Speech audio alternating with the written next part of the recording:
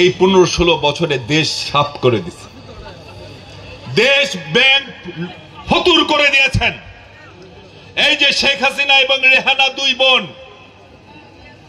রেহানা বলে আমিও তো শেখ মুজিবের মেয়ে, তুমি দেশ চালাও, আমি কি করব, আমি কি বসে বসে আঙ্গুল চুষবো? রেহানা বলে তুমি চালাবা দেশ, আমি খাবো টাকা। গত 15-16 বছরে যারা ব্যবসায়ী জিজ্ঞেস করবেন, যারা বড় বড় ব্যবসায়ী, রেহানাকে টাকা না দিয়ে কেউ কোনো ব্যবসা পায় নাই গত 15-16 বছর। ওনার আর এক মেয়ে, শেখ হাসিনার মেয়ে পুতুল,